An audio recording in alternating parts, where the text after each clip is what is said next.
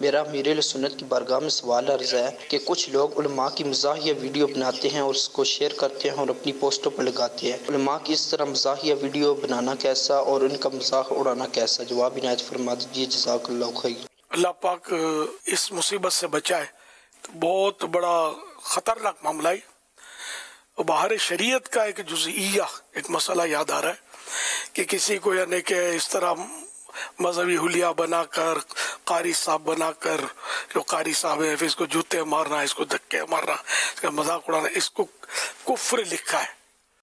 تو یہاں اگر معاذ اللہ عالم دین کی توہین مقصود ہے تو بہت خطرناک معاملہ ہے۔ تو عالم دین کی بس سبب علم دین توہین، یہ کفر ہے، یعنی اس لیے کہ یہ دین کا عالم ہے، اس وجہ سے اس کی توہین کرنا، گستاخی کرنا، یہ کفر ہے۔ اب عالم دین ہے لیکن کسی اور وجہ سے اس کی توہین کرتا ہے، کہ مثلا کوئی عالم دین ہے لیکن اس کا کردار ستھرا نہیں ہے، اس کردار کی وجہ سے، نہ کہ دین کی وجہ سے اس کی اگر یہ توہین کرتا ہے تب کفر نہیں ہے، پھر اس کے اور کام ہے۔ کفر اس صورت میں کہ دین کی وجہ سے توہین کرے، شریعت کی توہین کرے، اسلامی کتاب کی توہین کرے، اسلامی شریعت کے مسئلے کی توہین کرے، یہ سب کفریات میں آتے ہیں۔ اگر دین کے تعلق سے عوام کو کھلی چھوٹ دے دی جائے کہ جس کو مرضی چاہے دین کے رہنماؤں کا مذاق اڑائیں، دینی کتابوں کا مذاق اڑائیں، دینی مسئلوں کا مذاق اڑائیں، مفتیان کرام کے فتووں کا مذاق اڑائیں، تو پھر تو نظام دھرم ہو جائے گا۔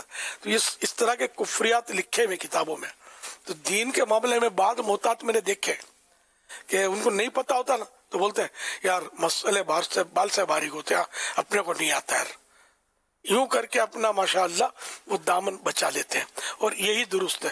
نہیں آتا تو اس میں بالکل بھی لب کشائی نہ کی جائے، زبان نہ کھولی جائے، اپنی رائے کو دخل نہ دیا جائے، اور خیر رائے کو دخل دینا اور چیز ہے، اور مذاق اڑانا یہ اور چیز ہے، یہ خطرناک ہے۔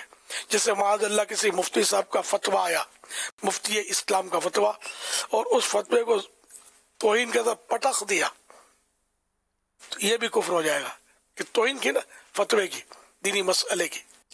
تو بڑا نازک معاملہ ہے، تو جو لوگ ایسا کرتے ہیں فوراً مطلب اس سے توبہ کریں، اور ایسا ہرگز نہ کیا کریں۔ اگر یہ اپنے پیجز وغیرہ پر اپلوڈ کیا تو فوراً سے پیشتر سانس بعد میں لے، پہلے اس کو ہٹا لیں، اور اپنا توبہ اس میں لکھ دیں کہ میں نے اس سے توبہ کر لی، مجھے پتہ نہیں تھا یہ مسئلہ۔ یہ ضروری ہے کہ السر بالسر والعلانیۃ بالعلانیۃ، یہ حدیث پاک ہے۔ علل اعلان کیے ہوئے گناہ کی علل اعلان توبہ کی جائے، چھپ کر جو گناہ کیا اس کی چھپ کر توبہ کرے، اور دوسروں کے سامنے اگر گناہ کیا ہے تو دوسروں کے سامنے، جن کے سامنے گناہ کیا ہے ان کے سامنے توبہ کرے، یا توبہ تو فوراً کر لی، اب جن کو پتہ چلا ان کو بتا دے کہ میں نے توبہ کر لی ہے فلاں گناہ سے جو آپ کو پتا آپ کے سامنے کیا تھا۔ تو یہ اس کا طریقہ کار ہے۔ اب اگر شرم آتی ہے تو قیامت کی شرم کے لیے تیار ہو جائے بندہ، کہ وہاں کی شرم برداشت کوئی بھی نہیں کر سکے گا۔